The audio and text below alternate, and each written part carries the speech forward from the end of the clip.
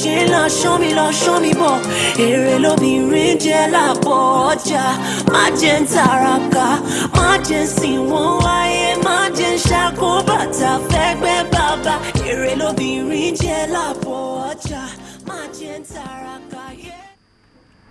Yes, we are on the home stretch, as we call it, and before we go, we've got a he who's our artist of the week, and he's got a name that's an acronym, and it's like you never imagined, Luni, but it's spelled Luni, and this is someone who's model in terms of music is Tupac, and a lot of us have great respect for Tupac because of the kind of lyrics and the kind of songs he's rapped and sang, and it's one, well, it gives me great pleasure to welcome you, Luni, to our show this morning. Good morning. How are you? Thank you very much. I'm fine. Now, how did you come about the name Luni?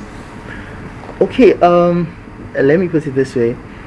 When I was coming professionally into music, this was towards the end of my university, and I was starting in school. You know, everybody had all kinds of interesting nicknames and everything, you know, and I was thinking, I said, if I were going to give myself a brand name, I would want a name that every time I think about it, it can remind me about something, it can remind me about the kind of music I want to do, it can remind me about the impact I want my music to have. And I just got creative. I think I just took a paper and barrel with a bunch of friends. I was like, okay, let me call myself this. And at the end of the day, Luni was it, like you never imagined. Like you never imagined. Exactly. Okay. So what is it you've done that people could never imagine? Exactly. Well, I'm still pretty new, so I wouldn't say I have achieved so much. But what I have tried to do is the way I go about my music. I have 2 singles that are out now. One is called Lakulli, one is called One Thing Too, and in both singles, One Thing Too, yes. And in both singles as well, and as well as the video, what I've tried to do is to try and offer people something a little different from what they are used to, not just in terms of the lyrical content, but also the way I put words together, the kind of way I tell stories, you know, basically to show them a whole new creative perspective on music, so to speak. So when you look at someone like Tupac and you listen to his lyrics, the depth of it and the passion with which he rapped and sang, would you say you were able to capture the essence of that in any of your 2 singles? Yeah, I would say of course I'm not going to make any comparisons to myself or somebody like that. I say it's probably too early. But what I would say is what I think I've been able to get from somebody like Tupac is the fact that music essentially is poetry. You know, I know a lot of people look at music on the surface, but I think it's important to understand that music is actually poetic. Your powers of description, your ability to convey an emotion, to bring somebody from their own emotional level to where you are at, to feel what you are feeling. I think I would say that is the part I've been able to gleam off, and I want to believe that with time I would be able to project more of that. So do you think you present the message, and what is your message? Because we know what the essence of the message of someone like Tupac was before he passed away. Okay, I would say my message is I'm actually projecting my experiences as an urban youth living in a fast-paced metropolitan city, and mega city called Lagos. and the kind of challenges we face, because people a lot of times think, you know, there's this I should call it a bit of a generational disconnect. Sometimes you look at, like, the older generation cannot really understand what you are going through, because life is a lot faster now. There are a lot more influences. You are much more in tune with what is going on around you globally because of social media and all that. So there are so many challenges you face. You face challenges, if it is in your academics, if it is trying to make a living. In fact, even in things like modern day relationships, it's not the same way it used to be. So it's essentially projecting that, what I'm facing, and also trying to let people know that this is the youth what of the happens. 21st century. Exactly. In other words, okay. Exactly. You're talking about poetry just a moment ago. Yes. What did you study? Interesting. I actually, believe it or not, I studied agriculture. Okay. When you were going into the university to study agric, what did you have at the back of your mind? Certainly not to be a rapper. Well, let me put it this way. There's this interesting thing that happens when you are young. You have ideas. Oh, plenty. Plenty. No shortage I of practically ideas. wanted to be everything on the surface of the planet. Yeah. But I guess over time, sometimes it takes some of us a little more time to actually realize what it is we really enjoy doing. And it was kind of funny because even when I came out of school, I didn't even start working. What school was this? Lakulli University. Zaria. Okay. Even when I came out of school and started working, I actually got into IT because then I discovered towards the end of school that I liked computers. But the music love was always there. And at some point, I started putting out a few songs, just among friends and doing a few shows. And I started asking myself, I really love this, and I think I can really be good at this.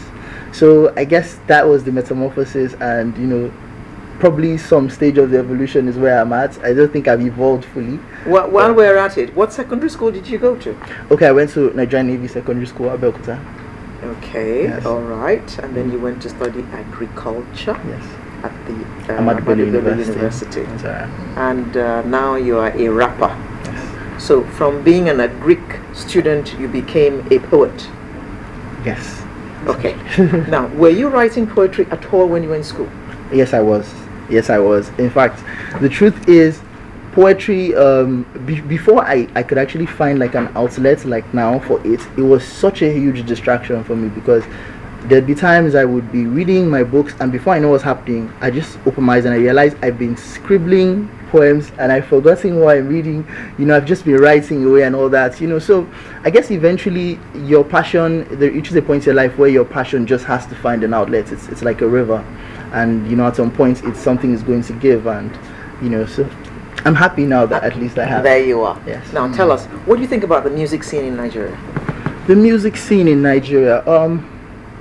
Okay, for one, I would say I am quite impressed because it's something that blossomed in front of our eyes. It practically blossomed in front of our eyes. The pace at which it's moving, the quality, and the professionals you have in it. When you look at video shots in Nigeria, you look at entertainment journalism, you look at the quality of events planning and show organizing. It's not there yet, but I think it's almost on the same level with a lot of advanced places in the world. So I think it's something we should all be proud of, and I believe that in the nearest future it would probably be one thing that we can really say we have a world-class entertainment industry in Nigeria. I really think so. So how do you feel about the fact that the Tupacs of this world, yes, in those days, some 10, 15 years ago, they were extremely relevant to young people in Nigeria. The 50 Cents of this world now and Beyonce, they're not as important and relevant to the young Nigerian because they listen more to D'banj and they listen more to Two-Face and so on and so forth. I would say essentially everybody has to have their heroes. At that time there was a void. There was a vacuum in Nigeria. There was nobody that the Nigerian youth could relate to. And the truth of the matter is, some of us liked people like Tupac, we liked the rappers of the past, but the truth is, we could not even really connect with them on all topics. They would speak about some things, and the image you have, you cannot liken this image to anywhere in Nigeria. Experiences that are alien Exactly, to us. they were alien, that's the truth, but there was a void, and they filled that void. But as we begun to find our own voice, we began to find our own people, it's only natural that we would identify with that now. So I think to a large extent, the artists of now will go a long way to actually shaping the consciousness of the youth now. And of course, they would become parents and transfer some of that to their own children too. So, it's a ripple effect. So what's the message you will be looking to transfer to your children when when that time comes? Let's start from other youth. Just other youth. Other youth first, and then. Okay, for other youth, I would like to tell them that it is important to always be positive. When you are chasing a dream, for example, there are so many obstacles that you are going to face, but those obstacles are only natural. It's like if there is no, if there is no furnace, there will be no gold. So I think it's important to let the youth know that they have to be positive at all times, and they need to make good choices. They need to make good choices, not only professionally, but also in their relations to people at the same time, because a lot of things in life are not on face value. The difference between taking a little time to pause and see, make your decisions, can be very critical at times. So positivity and making the right choice. The words of our elders. This is the words from our youth. It's deep. Yeah? Very deep. Good Lord, coming from a young man like you, that's very deep stuff. But let me just put you on notice. You're going to wrap us out of today's program. Oh, I see. As soon as we shut down, we'll give it to you and you wrap us out. Okay. Okay? Do you have any more questions for I guess, Nosa or Musi? We have to create the space for him to be able to wrap us out of this program. So I will say thank you very much, Nosa Musi, also known as Luni. Thank you. And we're looking forward to having your video on channels very soon, and we'll be using it on our program regularly. Thank you very much. Thank you. So it's about time to wrap up. Yes, the home stretch is just at the very tail end of the stretch. That is Sunrise for today. We hope to bring you a fresh edition next Saturday, and we hope that you will join us. Until then, I am Alero Idu. My name is Kadi Akintemi, hoping you have a wonderful week and a great month. And as they say in Nigeria, Happy New Month. Over to you, Nosa. Luni. Okay. All right, check it. My name is Luni, and I'm chilling on Sunrise. And I'm happy to be standing here in front of channels, in front of all eyes. And I just want to tell all the youths out there, you can touch the sky. Keep believing in your dreams and God will take you high. All right. Thank you. Thank you very much.